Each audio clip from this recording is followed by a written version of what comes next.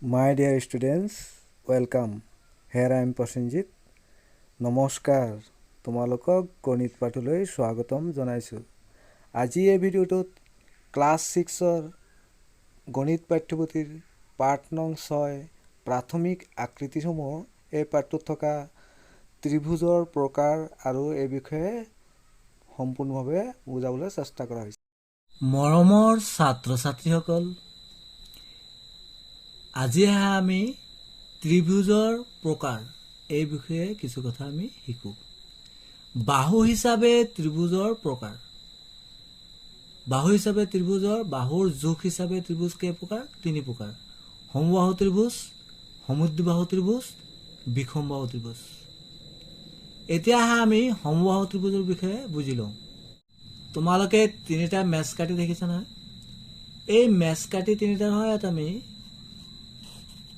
সমবাহু ত্ৰিভুজ এটা কিদৰে আমি সমবাহু ত্ৰিভুজ এটা সাজিব পাৰোঁ, আমি সাজিব পাৰোঁ। এই মেছ কাটি 3টা কি তোমালোকে কি দেখিছা বাৰু? সমান নহয় জানো? 3টাই সমান আছে, একেবাৰে সমান। তে আমি যদি এই মেছ কাটি 3টাৰ এটা ত্ৰিভুজ আমি যদি সাজোঁ, তেনে এইদৰে হ'ব।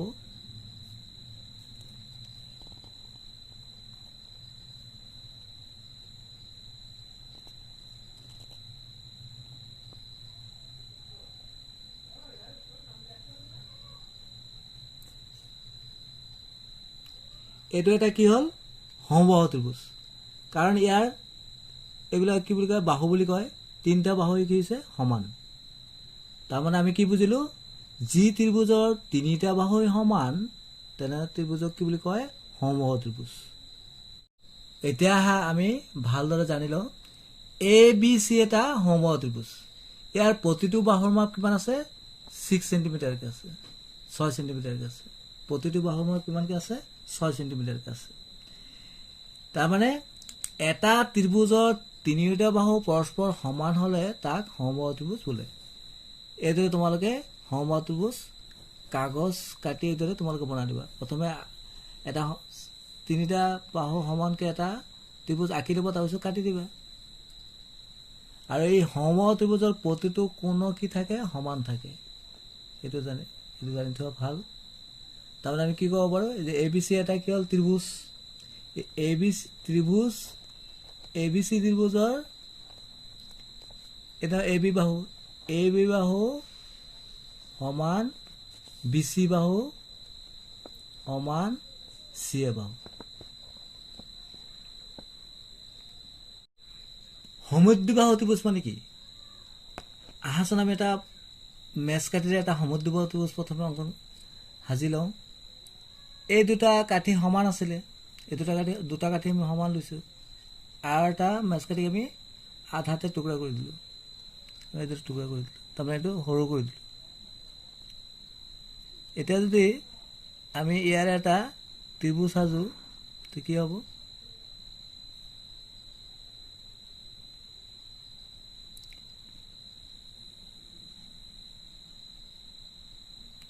এইটো এটা কি হ'ব?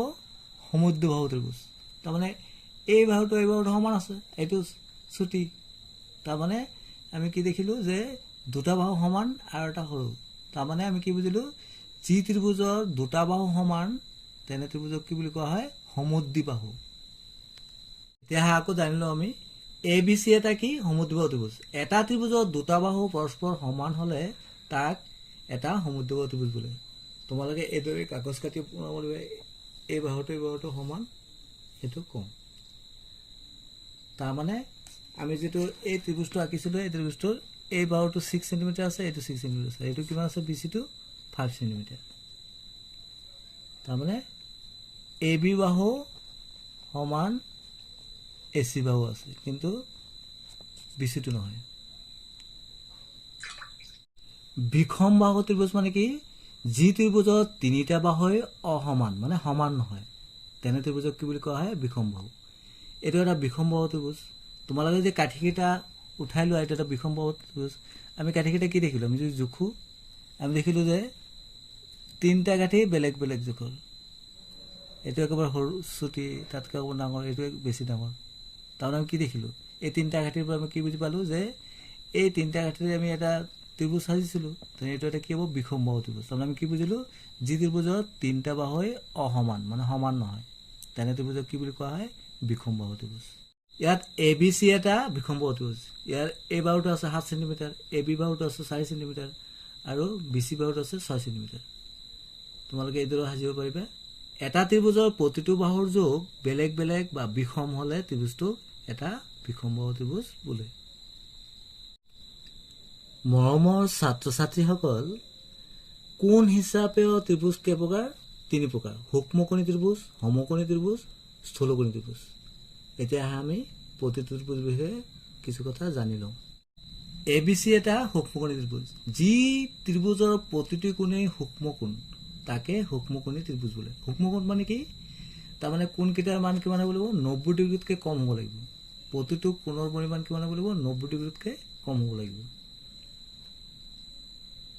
এতিয়া জানিলো সমকোণী ত্ৰিভুজ যি ত্ৰিভুজৰ যিকোনো এটা কোণ সমকোণ অৰ্থাৎ যিকোনো এটা কোণৰ যোগ 90 ডিগ্ৰী তাকে কি বুলি কোৱা হয় সমকোণী ত্ৰিভুজ এ বি চি ত্ৰিভুজৰ এই বি কোণটো কিমান আছে 90 তেনেহ'লে এ বি চি এটা কি হ'ব সমকোণী ত্ৰিভুজ এতিয়া জানিলো স্থূলকোণী ত্ৰিভুজ যি ত্ৰিভুজৰ এটা কোণ স্থূল অৰ্থাৎ এটা কোণৰ যোগ 90 ডিগ্ৰীতকৈ বেছি তাক স্থূলকোণী ত্ৰিভুজ বোলে এই যে এ বি চি ত্ৰিভুজৰ এই কোণটো কি আছে 90 ডিগ্ৰীতকৈ বেছি আছে ইয়াৰ এটা কোণ 90 ডিগ্ৰীতকৈ বেছি আছে সেইকাৰণে এইটো কি কোণ কি কোণী ত্ৰিভুজ স্থূলকোণী ত্ৰিভুজ ইয়াত তোমালোকে কি দেখিছে এ বি চি এটা ত্ৰিভুজ এই এ ডি কি বুলি কোৱা হয় ইয়াক কোৱা হয় মধ্যমা তাৰমানে ত্ৰিভুজৰ এটা শীৰ্ষবিন্দুৰ পৰা তাৰ বিপৰীত বাহুৰ মধ্যবিন্দুলৈ টনা ৰেখাখণ্ডডালক কি বুলি কোৱা হয় ত্ৰিভুজটোৰ মধ্যমা এই শীৰ্ষবিন্দু ইয়াৰ পৰা বিপৰীত দিনে এটা কি টনা হৈছে ৰেখাখণ্ড টনা হৈছে এডিটো হ'ল কি এটা মধ্যমা এডি হ'ল এ বি চি ত্ৰিভুজৰ এডাল মধ্যমা এইদৰে আমি বি শীৰ্ষকোণৰ পৰা টানিব পাৰোঁ এডাল চি শীৰ্ষকোণৰ পৰা টানিব পাৰোঁ তাৰমানে আমি কি বুজিলোঁ ত্ৰিভুজৰ মধ্যমা কেইডাল হ'ব পাৰে তিনিডাল এটা ত্ৰিভুজৰ তিনিডাল মধ্যমা থাকে মৰমৰ ছাত্ৰ ছাত্ৰীসকল তোমালোকে এই ত্ৰিভুজটো মন কৰাচোন এ বি চি এটা ত্ৰিভুজ ইয়াৰ কি হৈছে এই এৰ পৰা বি চিৰ ওপৰত কি আছে এ ডি লম্ব আছে হয় নাই এটা লম্ব আঁকা হৈছে এই লম্বডালেই হ'ল এই ত্ৰিভুজটোৰ উন্নতি তাৰমানে কি বুজিলোঁ ত্ৰিভুজৰ এটা শীৰ্ষবিন্দুৰ পৰা ইয়াৰ বিপৰীত বাহুলৈ টনা লম্বডালকে ত্ৰিভুজটোৰ কি বুলি কোৱা হয় উন্নতি বুলি কয় তাৰমানে এইটো লম্ব হ'ব লাগিব মানে এইটো যেতিয়া লম্বডাল টানি তাৰমানে কি হ'ব 90 ডিগ্ৰী হ'ব লাগিব তেতিয়া লম্ব হ'ব তাৰমানে এ ডি বি চিৰ ওপৰত লম্ব আছে ইয়াৰ আমি এই শীৰ্ষবিন্দুৰ পৰা এডাল উন্নতি আঁকিব পাৰোঁ এই শীৰ্ষবিন্দুৰ পৰা আন এডাল আঁকিব পাৰোঁ তাৰমানে আমি কি বুজিলোঁ ত্ৰিভুজৰ তিনিডাল উন্নতি থাকে আমি জানো যে যিকোনো ত্ৰিভুজৰ তিনিটা কোণৰ সমষ্টি কিমান 180 ডিগ্ৰী এতিয়া আমি এইটো কৰোঁ এক নম্বৰটো দিছে তলত কিছুমান ত্ৰিভুজৰ বাহুৰ যোগ চেণ্টিমিটাৰত দিয়া আছে ত্ৰিভুজবোৰ সমবাহু সমদ্বিবাহু নে বিষমবাহু উল্লেখ কৰা আমি এক নম্বৰটো চাওঁ ইয়াত দেখিলোঁ আমি এই বাহুটো 4 আছে এই বাহুটো 4 আছে আৰু এডাল কিমান আছে 3 তাৰ আমি জানো যি ত্ৰিভুজৰ দুডাল বাহু সমান দুডাল বাহুৰ মাপ যোগ সমান তেনে ত্ৰিভুজক কি বুলি কোৱা হয় সমদ্বিবাহু ত্ৰিভুজ তেনেহ'লে এই ত্ৰিভুজটো কি হ'ব সমদ্বিবাহু ত্ৰিভুজ এতিয়া আহা 2 নম্বৰটোলৈ ইয়াত দেখিলোঁ আমি প্ৰতিটো বাহুৰ যোগ সমান আছে এডালৰ 4 সেন্টিমিটাৰ এডালৰ 4 সেন্টিমিটাৰ এডালৰ 4 সেন্টিমিটাৰ তাৰমানে আমি জানো যে যি ত্ৰিভুজৰ তিনিটা বাহুৱে সমান জোখত তেনে ত্ৰিভুজক কি বুলি কোৱা হয় সমবাহু ত্ৰিভুজ তেনেহ'লে এইটো কি হ'ব সমবাহু ত্ৰিভুজ এতিয়া চাওঁ এইটোলৈ এইটো দেখিলোঁ আমি এই বাহুটো 4 আছে এই বাহুটো 4 আছে এইটো 5 আছে তাৰমানে দুডাল বাহু সমান আছে তেনেহ'লে এইটো কি সমদ্বিবাহু ত্ৰিভুজ 4 নম্বৰটোত আমি কি দেখিলোঁ যে তিনিডাল বাহু সমান আছে 3 সেন্টিমিটাৰ 3 সেন্টিমিটাৰ 3 সেন্টিমিটাৰ তাৰমানে এইটো কি হ'ব সমবাহু ত্ৰিভুজ এতিয়া 5 নম্বৰটোত আমি দেখিলোঁ এইটো আছে 3 সেন্টিমিটাৰ এইটো 2 সেন্টিমিটাৰ এইটো 2 সেন্টিমিটাৰ তাৰমানে দুডাল বাহু সমান আছে তেনেহ'লে কি হ'ব সমদ্বিবাহু ত্ৰিভুজ 6 নম্বৰটো চাওঁ ইয়াত দেখিলোঁ আমি এডাল বাহু 5 সেন্টিমিটাৰ এডাল বাহু 4 সেন্টিমিটাৰ এইটো তিনিটাই অসমান মানে আমি জানো যে ত্ৰিভুজৰ তিনিটা বাহুৱে অসমান মানে সমান নহয় তেনে ত্ৰিভুজক কি বুলি কোৱা হয় বিষমবাহু তেনেহ'লে এইটো কি হ'ব বিষমবাহু ত্ৰিভুজ 2 নম্বৰ প্ৰশ্ন আছিলে তলত কিছুমান ত্ৰিভুজৰ কোণবোৰৰ যোগ দিয়া আছে ত্ৰিভুজবোৰ সূক্ষ্মকণি, সমকণি নে স্থূলকণি উল্লেখ কৰা। 1 নম্বৰ এই তোমালোকে এইটো বস্তু চোৱাচোন। ইয়াত দেখিলোঁ আমি এটা কোণ 90 ডিগ্ৰী, এটা 50, এটা 40। আমি জানো যে কোনো এটা ত্ৰিভুজত যদি এটা কোণ 90 ডিগ্ৰী হয় তেনেহ'লে তেনে ত্ৰিভুজক কি বুলি কোৱা হয়? সমকোণী ত্ৰিভুজ। মানে এইটো কি হ'ব? সমকোণী ত্ৰিভুজ। এতিয়া তোমালোকে 2 নম্বৰটো ত্ৰিভুজটো চোৱা। ইয়াত আছে এটা কোণ 100 ডিগ্ৰী, এটা 55, এটা 25। আমি জানো যে যি ত্ৰিভুজৰ এটা কোণ স্থূল অৰ্থাৎ 90 ডিগ্ৰীতকৈ বেছি তেনে ত্ৰিভুজক কি বুলি কোৱা হয়? স্থূলকোণী। তাৰমানে এইটো 100 ডিগ্ৰী আছে, 90তকৈ বেছি, তেনেহ'লে এইটো কি হ'ব? স্থূলকোণী ত্ৰিভুজ। 3 নম্বৰটো চোৱা। ইয়াত আছে 73 ডিগ্ৰী, 65 ডিগ্ৰী, 42 ডিগ্ৰী। আমি জানো যে যি ত্ৰিভুজত তিনিটা কোণেই সূক্ষ্ম অৰ্থাৎ 90 ডিগ্ৰীতকৈ কম তেনে ত্ৰিভুজক কি বুলি কোৱা হয়? সূক্ষ্মকোণী। তাৰমানে এইটো কি হ'ব? সূক্ষ্মকোণী ত্ৰিভুজ। এতিয়া 4 নম্বৰটোলৈ। ইয়াত দেখিলোঁ আমি প্ৰতিটো কোণী কিমান আছে? 60 আছে। তাৰমানে 90 ডিগ্ৰীতকৈ কমকৈ আছে, তেনে এইটো কি হ'ব? সূক্ষ্মকোণী ত্ৰিভুজ। এতিয়া এই ত্ৰিভুজটো চোৱা। ইয়াত দেখিলোঁ আমি এটা কোণ কিমান আছে? 90 ডিগ্ৰী। তেনেহ'লে আমি বুজি পালোঁ যে এইটো কি ত্ৰিভুজ? এইটো হ'ল সমকোণী ত্ৰিভুজ, নহয়নে বাৰু?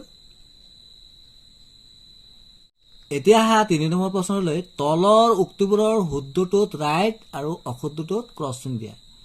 1 নম্বৰটো আছিলে এটা ত্ৰিভুজত দুটা সমকোণ থাকিব পাৰে। এটা ত্ৰিভুজতো দুটা সমকোণ থাকিব নোৱাৰে, কাৰণ এক সমকোণ হ'ল 90 ডিগ্ৰী, তো দুটা সমকোণৰ আশে আশে হৈ গ'ল। এটা ত্ৰিভুজত তিনিটা কোণৰ সমষ্টি 180, সেইকাৰণে এইটো হ'ব নোৱাৰে, এইটো কি হ'ব? ক্ৰছ হ'ব। 2 নম্বৰটো আছিলে সমদ্বিবাহু ত্ৰিভুজত দুটা বাহু সমান। এইটো শুদ্ধ, কাৰণ সমদ্বি মানে দুটা বাহু সমান, এইটো ৰাইট চিন হ'ব। 3 নম্বৰত আছিলে এটা ত্ৰিভুজৰ এডালহে মধ্যমা থাকে। এইটো ভুল, কাৰণ এটা ত্ৰিভুজৰ তিনিডাল মধ্যমা থাকে, হয় নাই? এইটো ক্ৰছ হ'ব। 4 নম্বৰটো আছিলে সূক্ষ্মকোণী ত্ৰিভুজত তিনিওটা কোণেই সূক্ষ্মকোণ। এইটো শুদ্ধ, এইটো হ'ব ৰাইট চিন। স্থূলকোণী ত্ৰিভুজত তিনিওটা কোণেই স্থূলকোণ। এইটোতো হ'ব নোৱাৰে, কাৰণ 90 ডিগ্ৰীতকৈ বেছিকৈ তিনিটা কোণ থাকিব নোৱাৰে, তেনেহ'লে 180তকৈ বেছি হৈ যাব, এইটো ভুল। 6 নম্বৰটো আছিলে এটা ত্ৰিভুজত তিনিডাল উন্নতি থাকে। এইটো শুদ্ধ, এটা ত্ৰিভুজত তিনিডাল উন্নতি থাকে। 4 নম্বৰটো আছিলে আঁকি চোৱাই এটা ত্ৰিভুজৰ মধ্যমা তিনিডাল। আহাচোন আকৌ। ABC ত্ৰিভুজৰ AD এডাল মধ্যমা আৰু BE আনডাল মধ্যমা, CF আন এটা মধ্যমা। তাৰমানে মধ্যমা হ'বলৈ কি লাগিব? শীৰ্ষবিন্দুৰ পৰা ইয়াৰ এই AB বাহুৰ ইয়াৰ মধ্যবিন্দু এইটো, AC বাহুৰ মধ্যবিন্দু এইটো, সেইকাৰণে BE এডাল মধ্যমা, CF এডাল মধ্যমা আৰু AD এডাল মধ্যমা। থ্যাংকস ফৰ ৱাচিং। ষ্টে কানেক্টেড মাই ডিয়াৰ ভিউৱাৰ্ছ। যদি আপোনালোকৰ ভিডিঅ'টো ভাল লাগিছে তেন্তে লাইক কৰিব, শ্বেয়াৰ কৰিব, আৰু মোৰ চেনেলটো যদি প্ৰথমবাৰৰ বাবে চাইছে তেন্তে ছাবস্ক্ৰাইব কৰি ল'ব, যাতে এনেধৰণৰ ভিডিঅ'ৰ ন'টিফিকেশ্যন সৰ্বপ্ৰথমে পাই যায়। আপোনালোকৰ এটা লাইকে মোক উৎসাহিত কৰিব এনেধৰণৰ ভিডিঅ' বনাবলৈ।